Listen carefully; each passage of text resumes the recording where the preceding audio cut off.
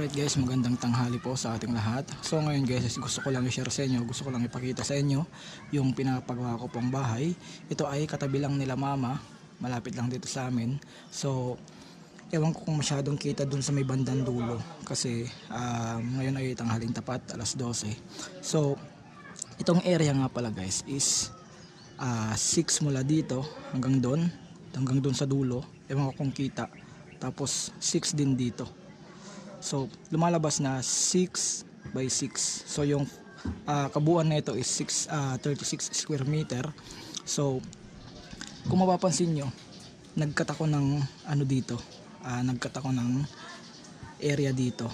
Bali yung kabuuan na ito guys, para sa flooring area namin, mula lang dun hanggang dito sa dulo, sa may pader nila mama, mula dito hanggang dun, tas mula dito hanggang dun, dito, yan ay 4 by 6. Actually yung area na to is hindi pa to yung pinaka sagad, kasi yung pinaka 6 meters nya is mga 50 cm pa siya, o kalahating metro. Okay, mga hanggang dito pa ata, ay hindi, mga dito. Bali ito, naglabas lang kami ng mga 8 inches. Maliit lang naman yung nilagpas namin, tsaka okay lang naman yun kasi taas naman siya. So itong area na to guys, itong area na to, itong kabuuan na to, bali ako lang yung naggawa nito ng floor plan. Tsaka kung mapapansin nyo, nakapag-slab na rin kami. Yan, ito terrace to hanggang dun, tapos ito beam sa gitna, 'di ba? Itong area na to hanggang dun, bali 4 by 6.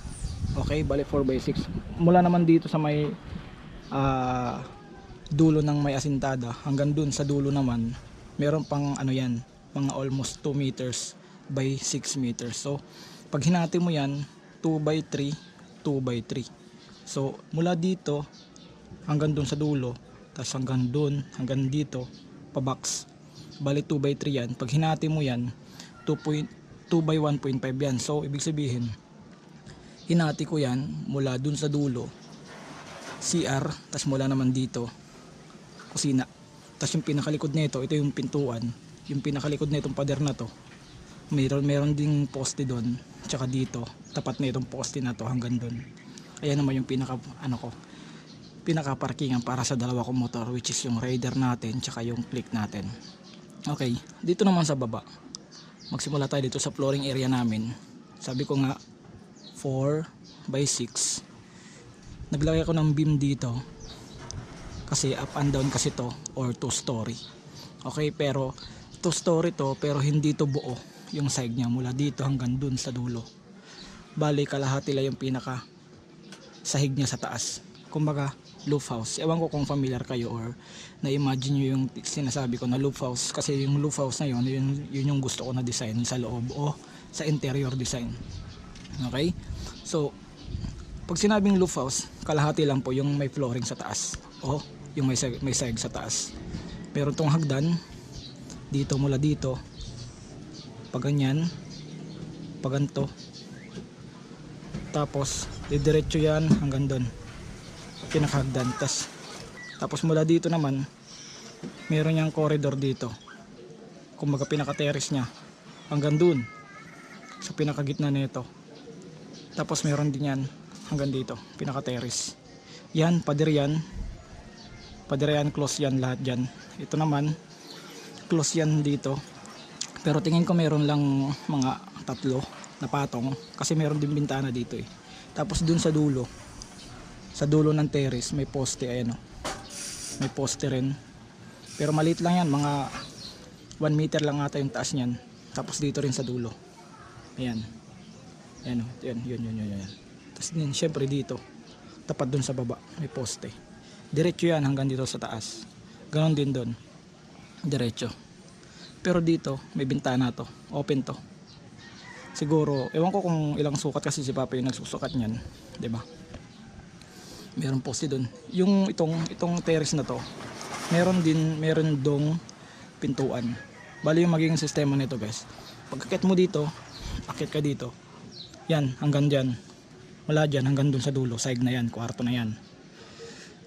Para ka makapunta dito sa area na to, akit ka dito, akit ka dito. Tapos mula dito sa may beam hanggang dun, siguro mga 90 din or 1 meter yung space bago magdingding ng kwarto. May daanan yan dyan hanggang dun, iikot para maka-access ka dito sa terrace. Actually guys, yung pinaka-design ko talaga is wala to, itong slab na to, hanggang dito lang talaga. Si Papa na yung nag-additional niyan kasi sabi ko okay lang naman basta magustuhan ko yung pinaka opinion niya. Pero yung pinaka plano ko talaga guys is wala to, itong area na to, diretso lang to, sa Lulu Falls lang talaga to. Ayan, kung nakikita nyo sa screen, kagaya niyan yung sinasabi kong design na Lulu Falls. Ako na bahala siguro kung ano yung gusto ko dito. Tingin ko tubular yung gagawin ko dito eh. Ayan dyan. Pagdating dun sa kanto, yung kanto na yan sa taas, meron di yan tubular dito. Pagdating dito, poste na yan dito. Close yan. Close. Bali maglalagay lang ako dyan ng parang, ewan ko kung ano yung tinutukuyin ko na, yung para siyang glass na pag inilawan, pag tinapatan ng araw, maliwanag talaga yung area dito. Kasi ito, open lang to eh, mula dito sa baba hanggang dito sa taas, pinaka ceiling niya. Okay, imagine na lang natin meron yung tubo para sa ilaw didiretso hanggang dun sa baba. Para dyan yung ilaw na yan. Dun naman sa baba, sa ilalim, ayan yung pinaka dining area namin. Kainan, kumbaga. Tapos dito, pinakasala namin.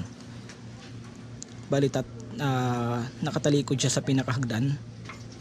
'Di ba? Nakatalikod siya sa pinakahagdan. Yung pader na yan naman, ayan yung pinaka namin. Diyan namin ilalagay yung pinaka TV. Tapos ito yung pintuan. Bali may diretso yan kumbaga. Pero pagdating doon, since gate na yun doon, magpasok mo, parkingan, pasok dito yung tao. Dito na agad yung pinaka living area kumbaga, pinakasala. Tapos doon naman yung kusina. Tapos doon yung CR. Bali mayroon pang sukat yan na mula dito 2 meters hanggang doon sa dulo, sa may dulo ng bubong na yan. Didiretso pa yan dito. Tapat din na ito hanggang doon sa dulo, sa baba. Diba? Bali yung sukat na ito 2 doon sa likod na part, hindi nandito. Yung sukat na ito hanggang doon 2 by 6, ganon din 2. Parang pa square yan, parang pa rectangle. Pag hinati mo yan sa gitna, 2 by 3, 2 by 3. Yung bali yung parkingan ko is 2 by 3.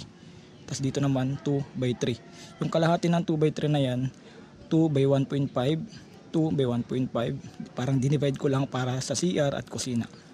Okay? Yung na yan, pansin nyo utod pa siya. Siguro mga 4 pa na patong yan para maging level siya dito sa beam. Diba?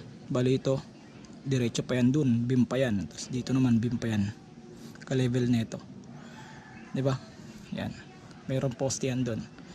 Yan sa likod na yan, ipapa-close ko yan. Sarado yan. Tapos dito naman, close din yan pero temporary.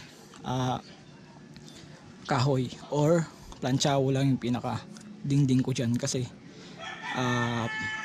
pag nagka-pera ulit, i-extend ko pa yan doon para sa pinaka terrace na talaga, yung pinaka open lang or as is lang siya para pwede rin gawing kwarto. Balik may sukat kasi doon 2 by 3, so medyo malaki yan na kwarto, pinaka master bedroom or master room. Kasi dito since ito 4 by 3 at kalahati, binawasan ng almost 1 meter or 90 cm. Yung magiging labas na lang yan 2 meters by 4. So pag hinati mo yan 2 by 2, diba? So medyo may kalihitan yung kwarto, pero dalawa yung mangyayaring kwarto. Pero since as is pa lang siya, pwede mo pa yan sakupin isang buong kwarto 4 by 2, diba? Pero ipapaklose natin yan para at least kahit paano yung kwarto may privacy, diba? Yan yun. Sa mga hindi nakaka-imagine sa taas na sinasabi ko, ayan, kung nakikita nyo sa screen, ayan yung magiging floor plan niya sa taas. Bali ipapaklose ko lang yung for temporary para sa abang. Hindi ko pwedeng gawing concrete na kasi once na magkaroon ng ano doon, gawing terrace, gigibain na naman. So at least kahit papano kung kahoy lang, okay lang gibain kasi hindi komplikado.